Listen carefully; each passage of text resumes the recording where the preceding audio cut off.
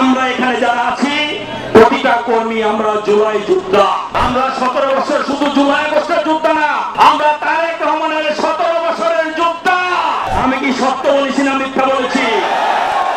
আমি যদি সত্য বলে থাকি আর আপনারা যদি সত্যি কাজ করে থাকেন, তাহলে এই ঢাকা 18 নিয়ে যারা আজকে ষড়যন্ত্র করছে, কোন ষড়যন্ত্র টিকবে না ইনশাআল্লাহ।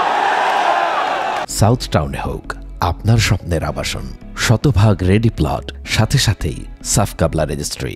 আমাদের নেতা জনাব তারেক রহমান বিএনপির ভারপ্রাপ্ত চেয়ারম্যান দীর্ঘদিন এই সারা বাংলাদেশের মানুষকে ঐক্যবদ্ধ করেছেন, ঐক্যবদ্ধ করে একটি সফল আন্দোলন করেছেন।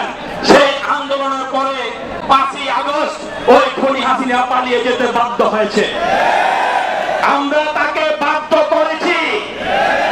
আমরা এখানে যারা আছি প্রতিটা কর্মী আমরা জুলাই যোদ্ধা। আমরা 17 বছর শুধু জুলাই আগস্টের যোদ্ধা না, আমরা তারেক রহমানের 17 বছরের যোদ্ধা। আমি কি সত্য বলেছি না মিথ্যা বলেছি?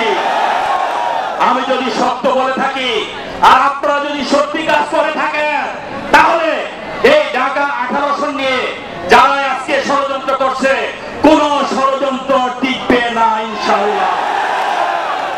আমাদের নেতা জনাব তারেক রহমান ঢাকা 18 সম্বন্ধে তার অনেক অনেক ওয়াকিবহাল আছেন।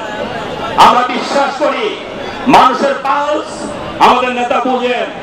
আমি বিশ্বাস করি আমার নেতা বলেছেন আমরা নেতৃত্ব দিয়ে একরকম চিন্তা করে, আর জনগণের নেতা অর্থাৎ আমরা জনগণ যাকে নেতা মনে করে, জনগণকে যারা জনগণের উপর যারা আস্থা আছে, জনগণের আস্থা যার উপর আছে, আমরা নির্বাচনে তাকেই প্রার্থী করি।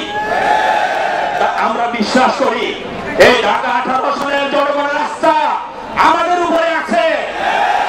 এই ঢাকা 18 জনগণের আস্থা আমার আসাম জাহাঙ্গীরের উপর আছে ইনশাআল্লাহ। আপনারা যখন জেলে ছিলেন, আপনারা যখন দুঃসময় ছিলেন, আপনাদেরকে রেখে যেমন আমি পালিয়ে যাই নাই, আমাকে রেখে আপনারা পালিয়ে যান না। কাজে আপনাদের যে ঘাম, আপনাদের যে শ্রম, আপনাদের যে মেধা, তার মূল্যায়ন তো পার্টি আমাদেরকে অবশ্যই করবে। আমি আবারও বলছি এই ঢাকা 18 আসন অন্যান্য আসনের সাথে একরকম না। এই ঢাকা 18 আসন একটি ব্যতিক্রমধর্মী আসন। আমি আগেই বলেছি 27টি জেলার প্রবেশদ্বার। কাজেই আমরা যদি ঐক্যবদ্ধ থাকি, ইনশাআল্লাহ দানের শীষের পক্ষে বিজয় ছিনিয়ে আনা আমাদের শুধু সময়ের ব্যাপার।